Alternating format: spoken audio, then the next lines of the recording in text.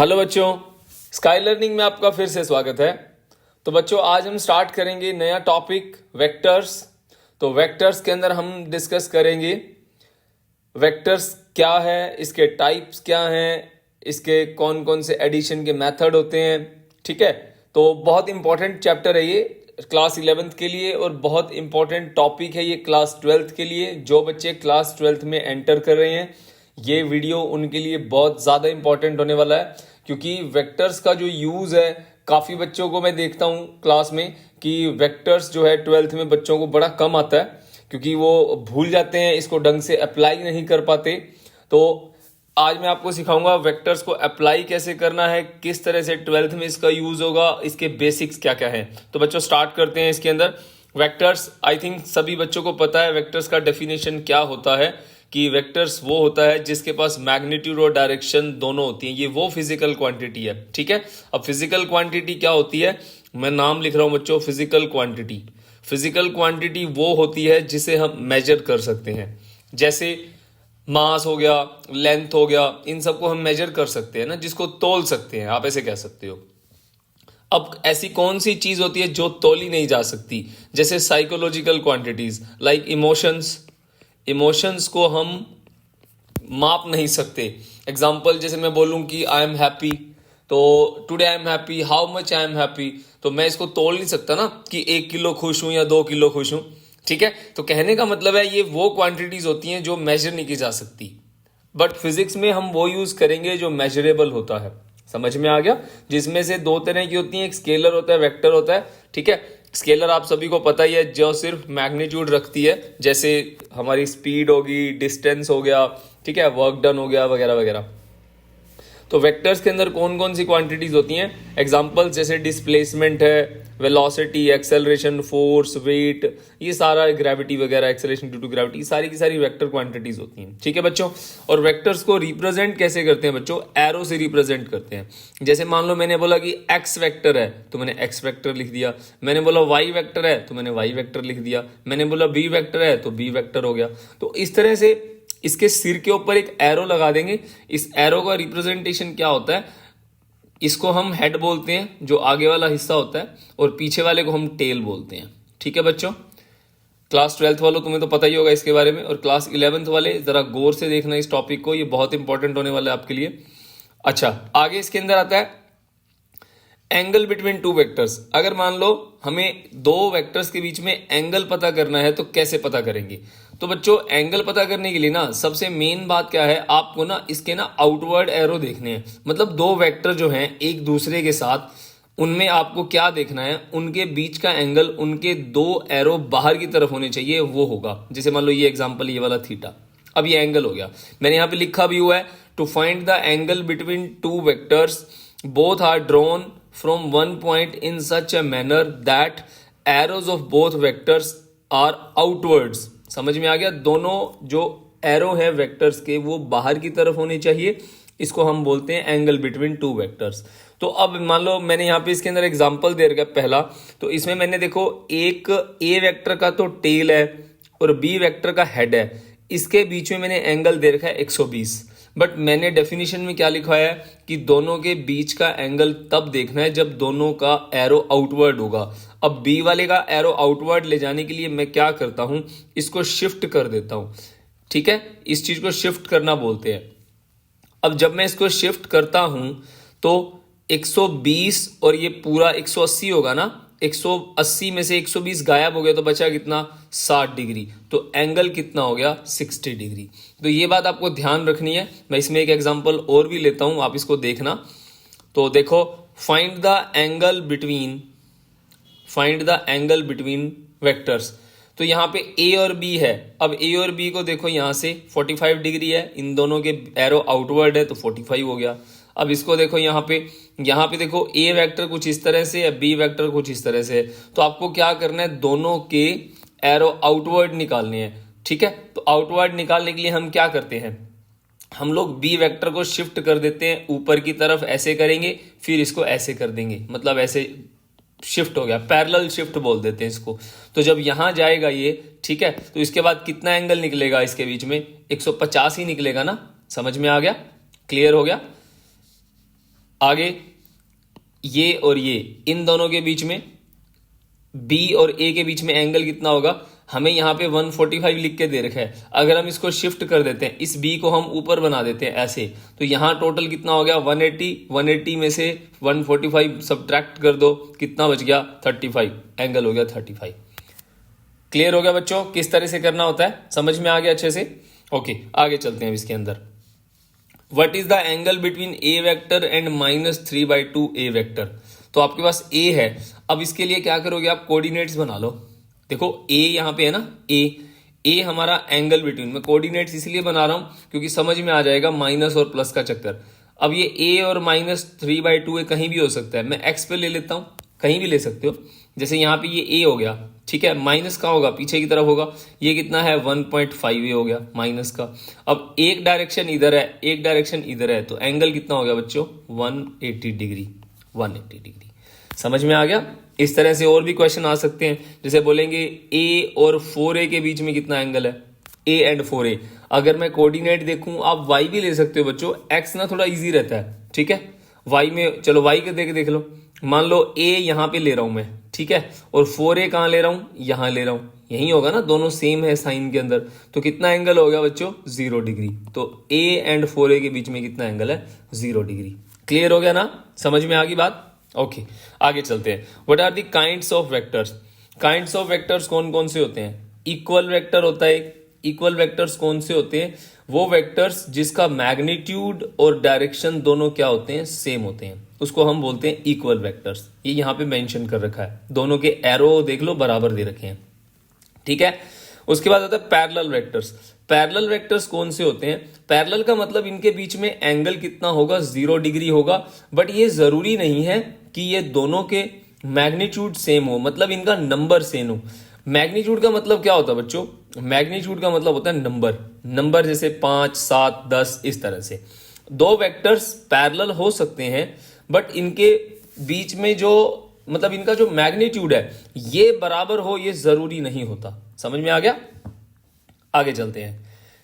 Anti parallel vectors, ये ऐसे vectors होते हैं जिनके बीच में एंगल कितना होता है 180 डिग्री होता है। जैसे ये देखो, ए जा रहा है एक्स में, बी जा रहा है कहां पे -x में। अब इसका एग्जांपल अगर मैं बोलूं आपको, आप इस क्वेश्चन को देखो, ये वाला क्वेश्चन जो मैंने अभी 2 मिनट पहले आपको करवाया, ये वाला, इसमें देखो ए वेक्टर कहां जा रहा है एक्स में, बी वेक्टर कहां जा रहा है -x में, तो एंगल कितना हो गया इसके बीच में 180 डिग्री। समझ में आ गया ना, तो इसको बोलते हैं एंटी पैरेलल वेक्टर्स। फिर होता है एक नेगेटिव वेक्टर। नेगेटिव वेक्टर कौन सा होता है, इसमें ना मैग्नीट्यूड बराबर होता है। जैसे मैंने बोला 5, ए की वैल्यू 5 है तो बी की वैल्यू कितनी होगी -5 होगी। समझ में आ गया। But they act in opposite direction, but इनकी जो डायरेक्शन होगी वो उल्टी होगी, एक दूसरे के अपोजिट होगी, मतलब 180 डिग्री का। समझ में आ गया। कंकरेंट वेक्टर कौन से होते हैं, कंकरेंट का मतलब क्या होता है, जो साइमल्टेनियसली एक्ट करते हैं एक ही पॉइंट से, जिनका इनिशियल पॉइंट सेम होता हो, ठीक है, इनका इनिशियल पॉइंट सेम होगा। तो ये मान लो कोई एक पॉइंट है, यहां से एक इधर जा रहा है, एक इधर जा रहा है, एक इधर जा रहा है, तो ये क्या हो गया कंकरेंट। अब इसका मैं तुम्हें एक और एग्जांपल लेके देता हूं। जैसे मान लो क्या होता है, समटाइम्स मान लो हम लोग क्या करते हैं क्लास में, मान लो कोई नोटबुक खींच रहा है, ठीक है, मैं नोटबुक बना लेता हूं, ये नोटबुक है। अब एक बच्चा यहां बैठा है, ये नोटबुक को अपनी तरफ खींचेगा, एक बच्चा क्या है इधर है, ये नोटबुक को अपनी तरफ खींचेगा, एक बच्चा यहां है, वो नोटबुक को अपनी तरफ खींचेगा। तो नोटबुक एक पॉइंट हो गया बच्चों, इस पॉइंट को एक इधर खींच रहा है, एक इधर खींच रहा है, एक इधर खींच रहा है। कहने का मतलब है यहां पे 3 पर्सन्स हैं, तो तीनों पर्सन्स अपनी अपनी डायरेक्शन में फोर्स लगा रहे हैं। समझ में आ गया। तो इन तीनों का जो पॉइंट है फोर्स का वो क्या है, सेम है, मतलब बुक को खींच रहे हैं ना, नोटबुक को खींच रहे हैं, तो तीनों क्या है अब एक ही पॉइंट से एक्ट कर रहे हैं। तो ये कंकरेंट वेक्टर का एग्जांपल हो गया। समझ में आ गया बच्चों, ये रियल लाइफ एग्जांपल हो गया, ये मैं जनरली थ्योरेटिकल बता रहा हूं कि एक पॉइंट से जो 3 फोर्स एक्ट हो रहे हैं या 3 वेक्टर्स निकल रहे हैं, इनका इनिशियल पॉइंट सेम हो गया। क्लियर हो गया बच्चों। अच्छा, को प्लेनर, प्लेनर का मतलब क्या होता है, प्लेन, को मतलब एक जैसा, तो इसमें जिसमें प्लेन सेम हो, जैसे मान लो अगर मैं इसको बनाऊं, अब प्लेन क्या होता है बच्चों, अगर x और y है तो ये क्या हो गया xy प्लेन हो गया। समझ में आ गया। अगर मान लो यहाँ z बना देता हूं तो ये वाला प्लेन कौन सा हो गया एक्स जेड प्लेन हो गया, ये वाला प्लेन कौन सा हो गया, वाई जेड प्लेन हो गया। अब मान लो मैं यहाँ पे इसको बना देता हूँ, अगर मान लो मैं इसको x लिखता हूँ, इसको y लिखता हूँ, तो a और b कैसे हो गए, a और b कोप्लेनर वेक्टर हो गए, क्योंकि ये एक्स वाई प्लेन के अंदर है। समझ में आ गया। दूसरा एग्जांपल इसके अंदर क्या है, कंकरेंट कोप्लेनर कौन से होते हैं भाई, जिनका इनिशियल पॉइंट भी सेम हो। अब यहाँ पे तो इनिशियल पॉइंट सेम है नहीं, यहाँ पे एक और एग्जांपल है, इसके अंदर इनिशियल पॉइंट सेम लिया हुआ है, तो ये कैसा हो गया, कंकरेंट कोप्लेनर। समझ में आ गया बच्चों। तो ये सारी डेफिनेशंस हैं, ये स्कूल लेवल पे पूछी जाती हैं। स्कूल का जब आप एग्जाम देते हो तो डेफिनेशंस वगैरह होती हैं, तो इसीलिए मैंने इसके अंदर डिस्कस कर लिया, तो ये आपको पता भी होनी चाहिए। समझ में आ गया बच्चों। उसके बाद आता है इसके अंदर ऑर्थोगोनल वेक्टर। ऑर्थोगोनल वेक्टर कौन से होते हैं, ये वो वेक्टर होते हैं जिनके बीच में एंगल कितना होता है, 90 डिग्री होता है। अब इसका सबसे बेस्ट एग्जाम्पल ले लेता हूं मैं, आपके coordinates.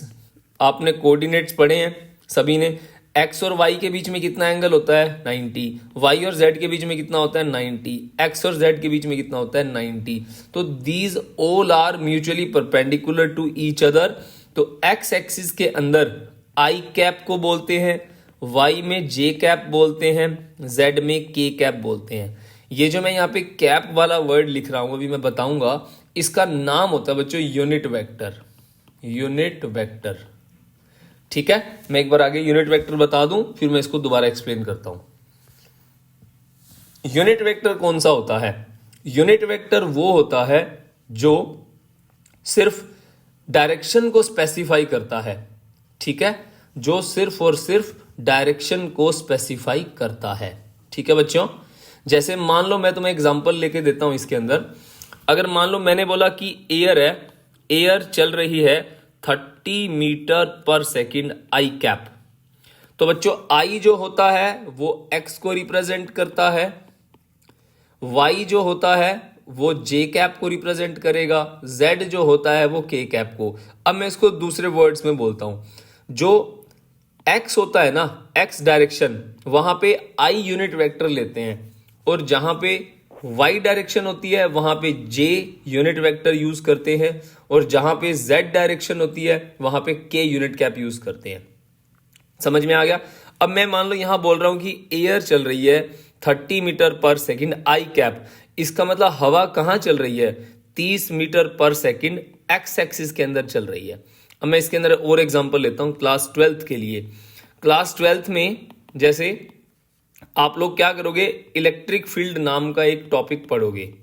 Electric field, magnetic field. Magnetic field आप अभी 10th से पढ़ के आए हो, जो 11th वाले हैं। अब मैग्नेटिक फील्ड के यूनिट क्या होते हैं, टेस्ला होते हैं। पढ़ा हुआ आप सभी ने, टेस्ला। अब मान लो मैं बोलता हूं कि 30 टेस्ला आई कैप है, इसका मतलब मैग्नेटिक फील्ड की वैल्यू 30 है, और कहां है, एक्स एक्सिस के अंदर है। फिर मैंने बोला इलेक्ट्रिक फील्ड की वैल्यू 30 न्यूटन पर कूलम जे कैप है, इसका मतलब इलेक्ट्रिक फील्ड 30 मैग्नीट्यूड का वाई एक्सिस के अलोंग है। समझ में आ गई मेरी बात। तो ऐसे करके आप खुद से भी देख लो। आप लोग मान लो आप चल रहे हो, ठीक है, या आप चल रहे हो, आप कहां चल रहे हो, वाई, चलो वाई नहीं लिखता मैं यहां पे, आप चल रहे हो 50 मीटर पर सेकंड की स्पीड से, ठीक है, कहां चल रहे हो, जे कैप में, इसका मतलब आप कहां जा रहे हो, वाई एक्सिस में 50 मीटर पर सेकंड की स्पीड से जा रहे हो। आई होप आपको यूनिट वेक्टर समझ में आ गया होगा। अब आई जे के कैसे कर रहे हैं हम लोग। अब यूनिट वेक्टर को निकालते कैसे हैं, यूनिट वेक्टर का रिप्रेजेंटेशन कैसा होता है। तो रिप्रेजेंटेशन के अंदर इसके सिर पे हम एक कैप या हैट वर्ड यूज करते हैं, इसको कैप बोलते हैं बच्चों, कैप। समझ में आ गया, या हैट। जैसे मैंने बोला एग्जांपल के लिए एक्स यूनिट वेक्टर है तो एक्स के ऊपर ऐसे लगा दो, मान लो जे यूनिट वेक्टर है तो जे के ऊपर ऐसे लगा दो, इस तरह से, ठीक है। दूसरा, इसका फॉर्मूला क्या होता है, इसका फॉर्मूला होता है बच्चों ये वाला, ये क्या होता है, कोई भी वेक्टर उसका यूनिट वेक्टर निकालना हो तो वेक्टर बाय मैग्नीट्यूड इसका फॉर्मूला होता है। तो एक बार इसको याद करो, मैं अभी आपको इसका क्वेश्चन बताता हूं तो कैसे सोल्व होगा, आपको क्लियर हो जाएगा है क्या। तो यूनिट वेक्टर का फॉर्मूला क्या होता है, वेक्टर डिवाइड बाय मैग्नीट्यूड। ठीक है, ये दो बातें आपको याद रखनी है, एक इसका रिप्रेजेंटेशन, दूसरा इसका फॉर्मूला। तो ये मैं लिख देता हूं यूनिट वेक्टर। क्लियर हो गया बच्चों, यहां तक समझ में आ गया? ओके, अब इसमें हम सवाल करेंगे इसके ऊपर, इसमें क्वेश्चन देखते हैं क्वेश्चन कैसे होगा। इसको मिटो दूं, ये मिट गया। आप जैसे भी पढ़ रहे हो ना, इसका पीडीएफ तो आपको डिस्क्रिप्शन में दे दूंगा मैं, पर आप इसको ना नोटबुक पे नोट जरूर किया करो। जितना आप इसको नोट करोगे साथ साथ मतलब करो, लिखने से माइंड सिंक्रोनाइज सही हो जाएगा, तो आपको बेहतर समझ में आएगा। ठीक है, ओके। अब इसका क्वेश्चन देखो बच्चों, क्वेश्चन के अंदर क्या करना है, हमें यहां पे कैलकुलेट करना है। एक स्टेटमेंट दी हुई है, a vector a x i cap plus a y j cap, find unit vector. तो यूनिट वेक्टर का फॉर्मूला क्या होता है, वेक्टर डिवाइड बाय मैग्नीट्यूड। अब बच्चों मैग्नीट्यूड कैसे निकालते हैं, मैग्नीट्यूड को ऐसे भी रिप्रेजेंट करते हैं। कैसे निकालते हैं, जो आई के साथ है उसका स्क्वायर कर दो, जो जे के साथ है उसका स्क्वायर कर दो, उसको रूट में ले लो। ये फॉर्मूला होता है मैग्नीट्यूड का। अब ये आया कैसे, मैं इसका प्रूफ भी कराऊंगा, एक बार आप इसको याद रखो। ठीक है, तो ये आपका आंसर आ गया। ये वेक्टर हो गया, मतलब ये मैग्नीट्यूड हो गया, ये मैग्नीट्यूड है, वेक्टर नहीं है, ये मैग्नीट्यूड हो गया, ये वेक्टर हो गया। तो वेक्टर क्या है, वेक्टर तो स्टेटमेंट है, a x i cap a y j cap divide by magnitude हो गया, ए एक्स का स्क्वायर ए वाई का स्क्वायर रूट। ये आंसर आ गया बच्चों। अब कुछ बच्चों को ना अल्फाबेट वाली चीजें समझ में कम आती हैं, तो उनके लिए एक और एग्जांपल ले लेता हूं मैं। जैसे ए वेक्टर की वैल्यू 2 आई कैप ले ली प्लस 3 जे कैप ले ली। ठीक है, और मैंने आपको बोला कि फाइंड ए यूनिट वेक्टर। तो ए यूनिट वेक्टर क्या होगा, वेक्टर अपॉन मैग्नीट्यूड। मैग्नीट्यूड में क्या लेना है बच्चों, जो ये वाला है आई के साथ 2 का स्क्वायर और 3 का स्क्वायर, उसका अंडररूट। ठीक है, 2 आई कैप 3 जे कैप, 2 दूनी 4, 3 3 9, रूट 13। ये आपका आंसर आ गया। मेरे ख्याल से दोनों बातें समझ में आ गई होंगी। ये तो फॉर्मुलेटेड फॉर्म होगी कि फॉर्मूला बन गया, और ये क्या हो गया आपका, न्यूमेरिकल हो गया। समझ में आ गया बच्चों आपको अच्छे से? अब ऑर्थोगोनल वेक्टर एक बार दोबारा डिस्कस कर लेते हैं। ऑर्थोगोनल में ये आई कैप हो जाएगा, मान लो ये जे कैप हो गया, और ये क्या हो गया, के कैप हो गया। समझ में आ गया? तो ऑर्थोगोनल वेक्टर्स वो होते हैं जो आई जे के, मतलब जो वेक्टर्स 90 डिग्री पे होते हैं और एक्स वाई जेड कोऑर्डिनेट्स को रिप्रेजेंट करते हैं। समझ में आ गया बच्चों? आई थिंक यूनिट वेक्टर भी क्लियर हो गया होगा, इसका न्यूमेरिकल भी समझ में आ गया होगा।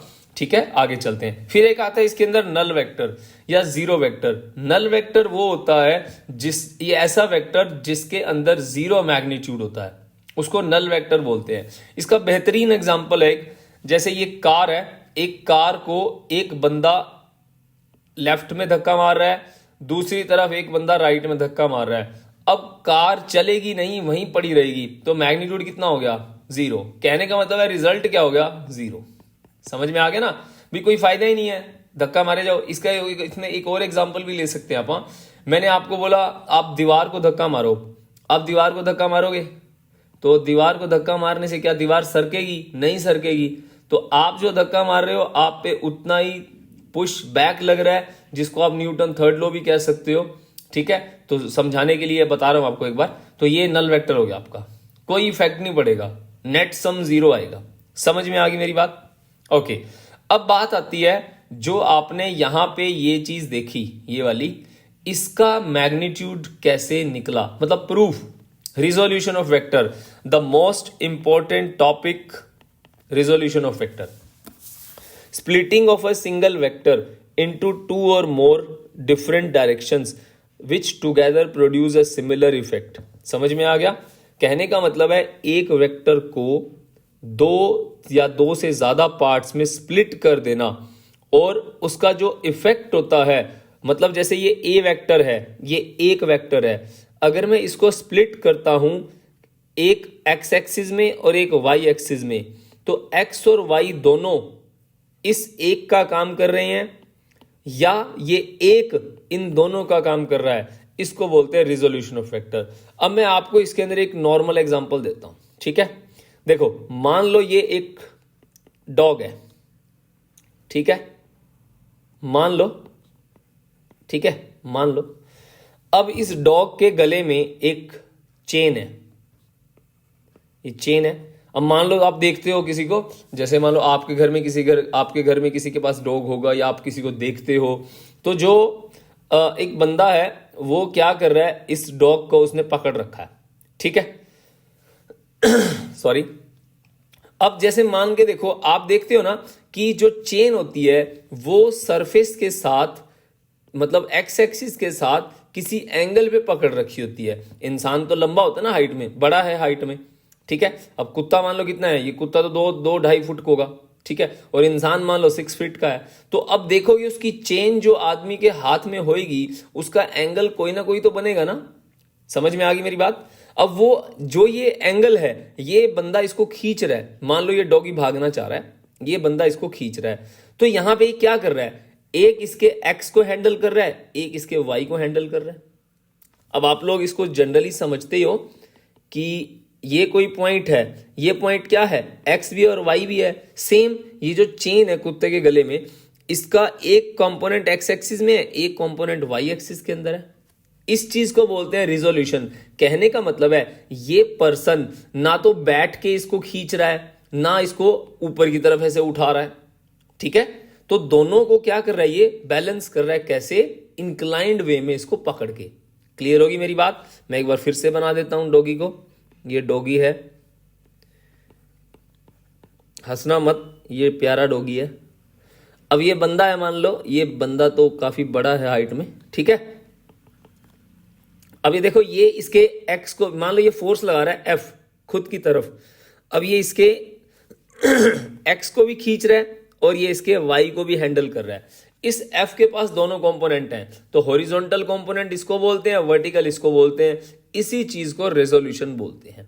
समझ में आ गई मेरी बात। और इसका और एग्जांपल भी ले सकता हूं, जैसे ट्रॉली है, हम लोग मान लो जाते हैं एयरपोर्ट पे, हम जा रहे हैं मान लो, या कहीं भी जा रहे हैं, बस स्टैंड वगैरह, तो ट्रॉली वगैरह को हम क्या करते हैं, इंक्लाइंड करते हैं ना बच्चों। अगर आपने देखा हो किसी को खींचते हुए, या आप खुद भी जब खींचते हो, ट्रॉली ऐसे होती है, इस तरह से। तो ये बंदा है, ये ट्रॉली को पकड़ के खींच रहा है, तो ये देखा जाए ये एंगल थीटा बनेगा। अब ये इसको खींच रहा है ऐसे, तो यहां पे ये एक्स कंपोनेंट को भी बैलेंस कर रहा है, वाई कंपोनेंट को भी बैलेंस कर रहा है, ये एक इंक्लाइंड। समझ में आ गया ना। तो इस चीज को हम क्या बोलते हैं, रिजोल्यूशन, जिसमें हम एक वेक्टर से दो या दो से ज्यादा वेक्टर्स को स्प्लिट कर सकते हैं, में स्प्लिट कर सकते हैं, या दो या दो से ज्यादा वेक्टर्स का हम एक ही वेक्टर में इस्तेमाल कर सकते हैं। समझ में आ गई मेरी बात। ओके, अब इसके अंदर आगे क्या है, हमें बात करनी है रिजोल्यूशन के अंदर एक एक्स एक्सिस कंपोनेंट, एक वाई एक्सिस कंपोनेंट। दो कंपोनेंट में ज्यादातर क्वेश्चंस आते हैं, दोनों में डिस्कस कर लेते हैं, ठीक है। अब मान लो मैंने एक क्वेश्चन दे दिया, इसके अंदर एक वेक्टर है ए, ये एग्जांपल है बच्चों इसको समझने के लिए। एक वेक्टर है ए वेक्टर, अब ये किसी भी एंगल थीटा के ऊपर है। अब ये क्या है, एक्स एक्सिस, और ये क्या है, वाई एक्सिस। तो हॉरिजॉन्टल कंपोनेंट हमेशा कहां बनता है, एक्स एक्सिस में। वर्टिकल कंपोनेंट कौन सा होता है, वाई एक्सिस में। याद रखना, हॉरिजॉन्टल कंपोनेंट के लिए क्या निकालते हैं, कॉस थीटा। नई बात, हॉरिजॉन्टल कंपोनेंट के लिए क्या निकालते हैं, कॉस थीटा। वर्टिकल के लिए क्या निकालते हैं, साइन थीटा। अब आप सभी को पता है PBP, हर हर भोले, पंडित बद्री प्रसाद हर हर भोले। समझ में आ गया। एग्जाम्पल ले रहा हूं ये मैं। तो इसमें क्या है, आपने पढ़ा होगा ट्रिग्नोमेट्री के अंदर, कॉस थीटा क्या होता है, बेस बाय हाइपोटेनस। बेस क्या है इसके अंदर, AX, हाइपोटेनस क्या है, A, तो AX बाय A, तो एक AX कितना हो गया, A कॉस थीटा। वर्टिकल के लिए साइन निकालते हैं, साइन क्या हो जाएगा, AY बाय A, तो AY क्या है हमारे पास, AY अगर साइन को देखें, परपेंडिकुलर बाय हाइपोटेनस, परपेंडिकुलर, ये परपेंडिकुलर, AY बाय में A, ये आ गया साइन थीटा। आई होप आपको ये समझ में आ गया होगा। बस अब कुछ नहीं करना। अब क्या करो, आपको क्या निकालना है, एक वेक्टर के पास दो चीजें होती हैं। क्या होता है, एक मैग्नीट्यूड होता है और दूसरा क्या होता है, डायरेक्शन होती है। हम दोनों निकालेंगे। डायरेक्शन के लिए हम निकालते हैं टेन थीटा और मैग्नीट्यूड के लिए हम निकालेंगे इसके अंदर इसका आंसर। तो मैग्नीट्यूड कैसे निकालते हैं, आप क्या करो, इक्वेशन नंबर 1 और इक्वेशन नंबर 2 को स्क्वायर करके ऐड करा दो। स्क्वायर कर दिया, लेफ्ट हैंड साइड एक तरफ, राइट हैंड साइड एक तरफ। अब इनमें से ए स्क्वायर कॉमन आ रहा है, कॉमन आ गया। अब यहाँ पे आइडेंटिटी लगी ट्रिग्नोमेट्री की, sign square theta plus cos square theta 1 होता है, इसको 1 कर दिया। तो बचा क्या, ये ए स्क्वायर की वैल्यू इसके बराबर आ गई, तो ए की वैल्यू रिजल्टेंट आ गया। 1 मिनट के लिए मैं इसको पीछे लेके जाऊंगा। ये देखो, ये मैग्नीट्यूड है ना, एक एक्स का स्क्वायर प्लस ए वाई का स्क्वायर, ये इसका आंसर आ गया। ये प्रूफ हो गया बच्चों, इसका स्कूल में पूछ लिया जाता है और आपको इसका आंसर याद होना चाहिए क्वेश्चन को जल्दी से करने के लिए। दूसरा, डायरेक्शन कैसे निकालते हैं। डायरेक्शन के लिए सेकेंड डिवाइड बाई 1 कर दो, सेकेंड डिवाइड बाई 1, तो ए वाई बाई एक्स क्या आ गया, टेन थीटा, थीटा क्या हो जाएगा, tan inverse A Y by A X. ये आपका आंसर आ गया। आई होप आपको समझ में आ गया होगा मैं आपको कहना क्या चाह रहा हूं, ठीक है। ओके, अब आपको इसके सामने एक क्वेश्चन आता है, resolve the horizontally and vertically a force F is equal to 8 newton. बच्चों ये 8 न्यूटन का फोर्स है, मान लो आप लगा रहे हो, आप किसी ट्रॉली को खींच रहे हो 8 न्यूटन से, तो हॉरिजॉन्टल कितना लगेगा, सीधा याद रखो, अगर यहाँ 8 लग रहा है, ये क्या हो जाएगा 8 cos 45, ये क्या हो जाएगा 8 sin 45, खत्म हो गया। ये क्या हो गया fx, ये क्या हो गया fy, ये आपके आंसर आ गए। समझ में आ गया ना, sin 45 cos 45 आपको पता होना चाहिए। टेबल इसकी होती है 0, 30, 45, 60, 90, ठीक है, याद है ना। साइन 0, 1, 2, 3, 4 बटे 4 बटे 4, ये 4, ये 4, ये 4, root root root root root बनानी आ गई ना, ठीक है, याद आ गया होगा। ऐसे कोस की बना लेना, 4, 3, 2, 1, 0। अच्छा, find the magnitude and direction of vector A. इसका मैग्नीट्यूड पता करना है बच्चों।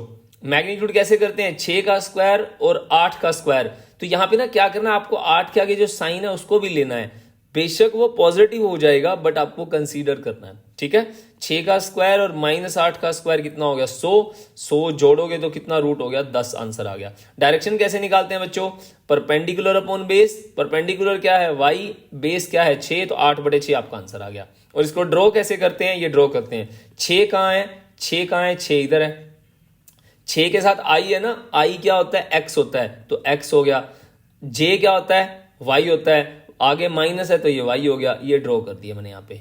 समझ में आ गया ना। हमें ये एंगल पता करना है, तो ये राइट एंगल ट्रायंगल हो गया, परपेंडिकुलर अपॉन बेस, तो परपेंडिकुलर क्या हो गया 8, बेस कितना हो गया 6, तो 4/3। अब आपको ना इसके अंदर 2 ट्रायंगल याद करने हैं, एक 53 डिग्री का ट्रायंगल होता है, एक 37 डिग्री का, ये बहुत यूज होएगा, ठीक है। अब यहां पे देखो, ये 53 डिग्री का ट्रायंगल है बच्चों। 53 में क्या होता है, 4 परपेंडिकुलर, 5 हाइट होगी, मतलब सॉरी हाइपोटेनस हो गया, और 3 हो गया बेस, और 37 डिग्री के अंदर 3, 4, 5, ये यूज होएगा बार बार। एक बार आप इसको बना लो, इसमें कुछ भी निकाल सकते हो। मान लो मैंने निकालना है साइन 37 डिग्री, साइन 37 कितना होता है, परपेंडिकुलर 3, हाइपोटेनस कितना हो गया 5, 3/5 आपका आंसर आ गया। समझ में आ गया, क्लियर है। अच्छा, नेक्स्ट है इसके अंदर एडिशन ऑफ 2 वेक्टर्स। अब हम वेक्टर को ऐड करना सीखेंगे। एक है इसके अंदर ट्रायंगल लॉ और एक होता है इसके अंदर parallelogram law. Triangle law vector addition कौन सा होता है, इसमें क्या करते हैं, जैसे एक वेक्टर ए है, एक वेक्टर बी है। अब रिजल्टेंट वेक्टर जो होता है वो क्या करता है, पहले वेक्टर के टेल से दूसरे वेक्टर के हेड को जोड़ता है। याद रखना, टेल पहले वेक्टर का और हेड क्या होता है दूसरे वेक्टर का, वो हमें क्या देता है, सम ऑफ 2 वेक्टर्स।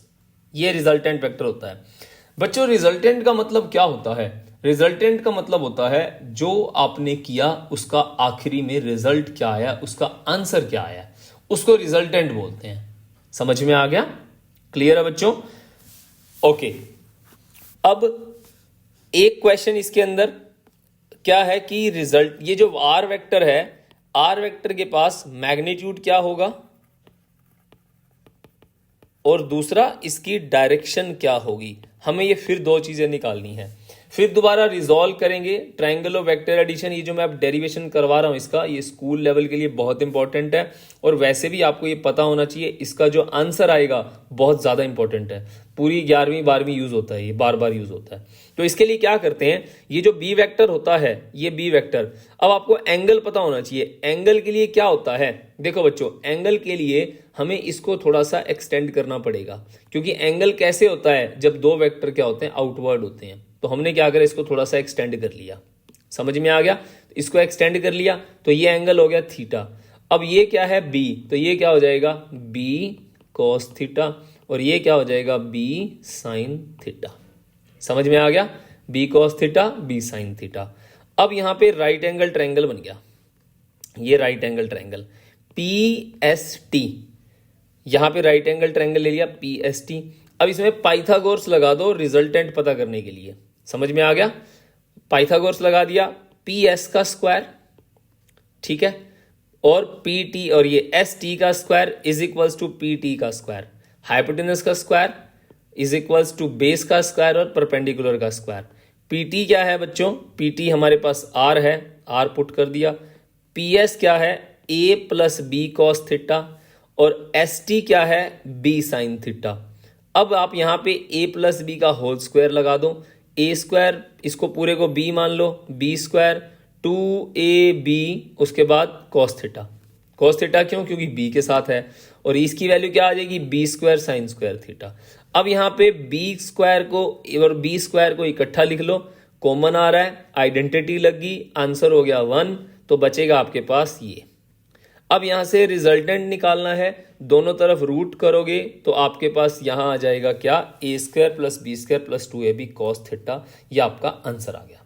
समझ में आ गया बच्चों, इसको यूज करना सिखाऊंगा मैं, एक बार इसको याद करो अच्छे तरीके से, इसको बार बार प्रैक्टिस करो, ये बहुत इंपॉर्टेंट है। ये स्कूल में आपके 11th के एग्जाम के अंदर जरूर पूछा जाता है, 99% ये फाइनल एग्जाम में आता ही आता है, ठीक है, नहीं तो यूटी, आपके एफए, एसए, जो भी आपके स्कूल में रहता है उनमें ये पूछा जाता है।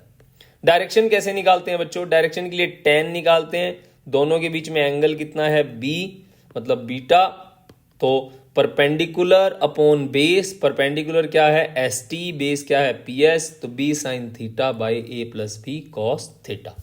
आई होप आपको समझ में आ गया होगा, ये आसान लग रहा होगा, ठीक है बच्चों। नेक्स्ट है इसके अंदर parallelogram law of vector addition. इसमें क्या करते हैं बच्चों, अब पैरेललोग्राम क्या होता है, इसमें आपकी जो साइड्स है, जैसे मान लो ए है, तो ए आपका यहां होगा, साइड्स आमने सामने वाली बराबर होती हैं, ये आपके पास बी है तो ये भी आपके पास क्या होगा बी होगा, तो ये क्या हो गया रिजल्टेंट वेक्टर हो गया, ठीक है।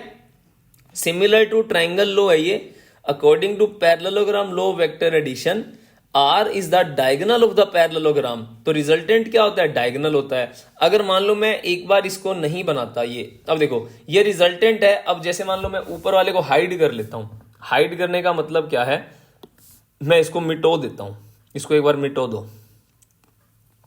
अब ये वाली शक्ल देखो तुम इसकी, जो ये है ये कैसा है, ट्राइंगल जैसा है ना, तो ट्राइंगल कैसे करते हैं, इसको एक्सटेंड किया, ठीक है, और इसको यहां से परपेंडिकुलर गिराया, अभी तो करा अपने ऊपर, तो एज इट इज है बिल्कुल, इसके अंदर कुछ नहीं करना, मैंने सीधा आंसर लिख दिया, आपने वही का वही दोबारा करना है, सारा का सारा सेम हो गया।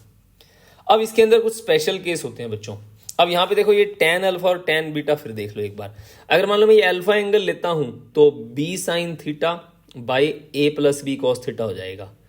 अगर मैं लेता हूं ये वाला, अगर मान लो देखो मैं अब ये है, ये वाला एंगल लेता हूं बीटा, ये वाला एंगल, तो इसके लिए मेरा ये हो गया ना b, ये मतलब ये हमारा a जो b की जगह रिप्लेस हो जाएगा, तो ये क्या हो गया a sign theta by b plus a cos theta. समझ में आ गया ना, जो a काम कर रहा था b काम करेगा, उल्टा हो गया उसका, क्लियर है, देख लो ना ये बीटा एंगल हो गया ये वाला, यहाँ पे अल्फा, अल्फा के साथ क्या है a है, तो यहाँ बीटा है, तो यहाँ पे क्या हो गया इसके साथ b हो गया, समझ में आ गया, बीटा के साथ b हो गया।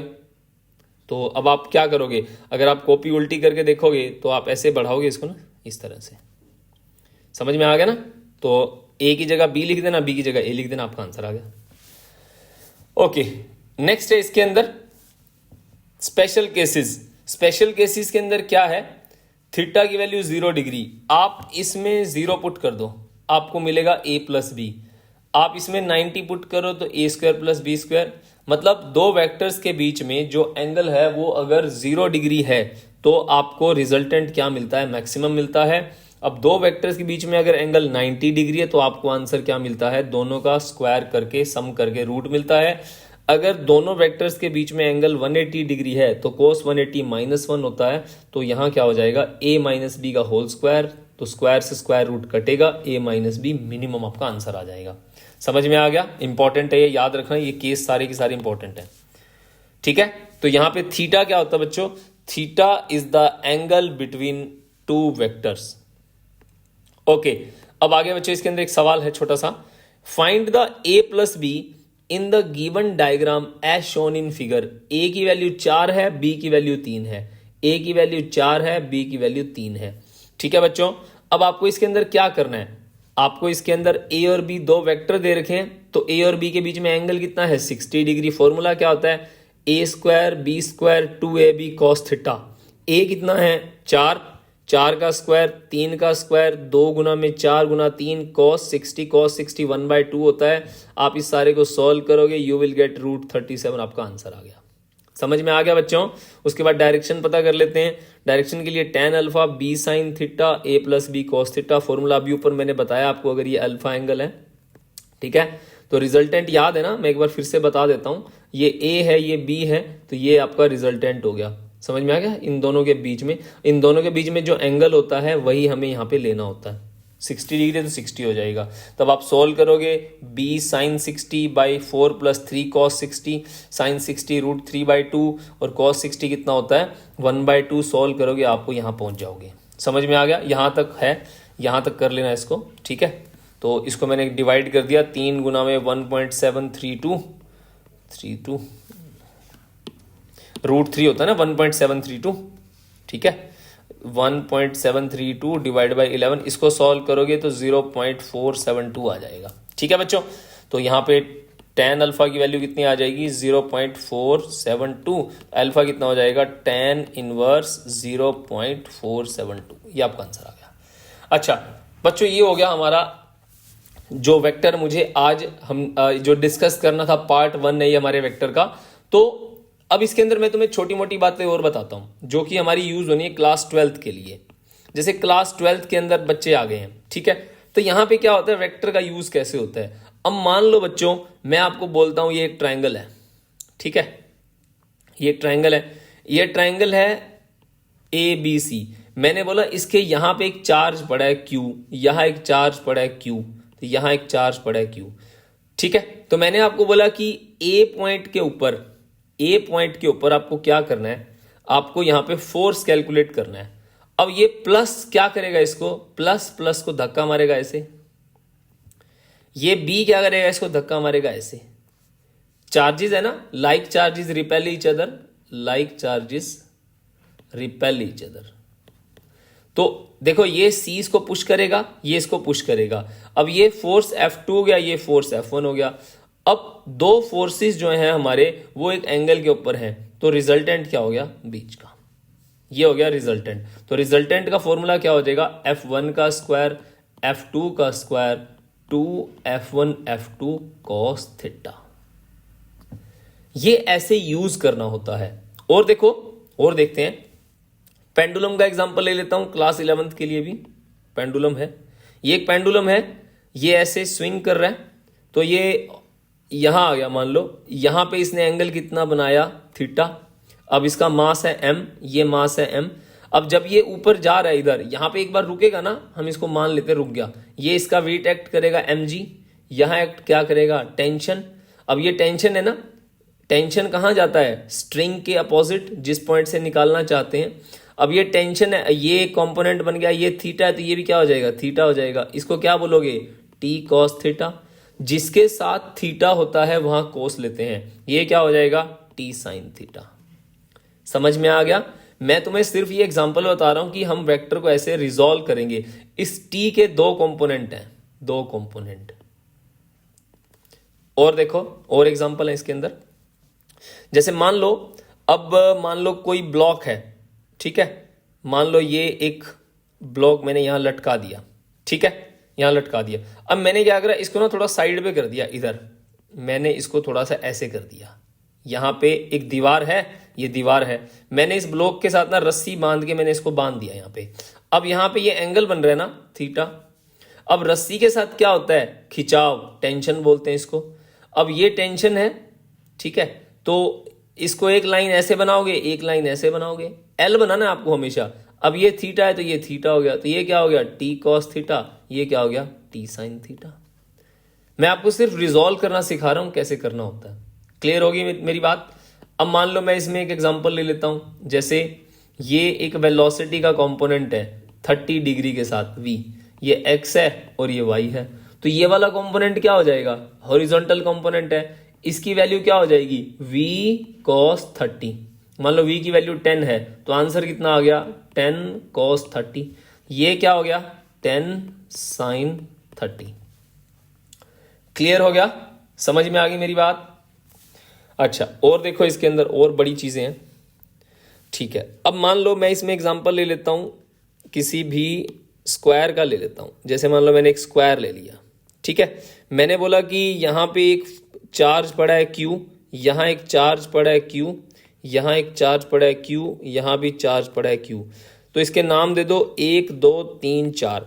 अब बच्चों आप सभी को पता है कि यहाँ पे ये सारे चार्जेस एक दूसरे को रिपेल कर रहे होंगे, तो ये Q इस Q को मान लो मैं बोलता हूं आपको नंबर 3 पे फोर्स निकालो, फाइंड फोर्स। अभी मैं सिर्फ आपको वेक्टर का यूज सिखा रहा हूं, वेक्टर कैसे यूज करते हैं, ठीक है। ये फॉर्मूला लगाना बाद में सीखेंगे। अब देखो ये Q को रिपेल कर रहा है इधर, 2 वाला 3 पे फोर्स लगाएगा, इसका नाम रख दो F2, और ये इसको रिपेल करेगा ऐसे, ये क्या हो जाएगा F4।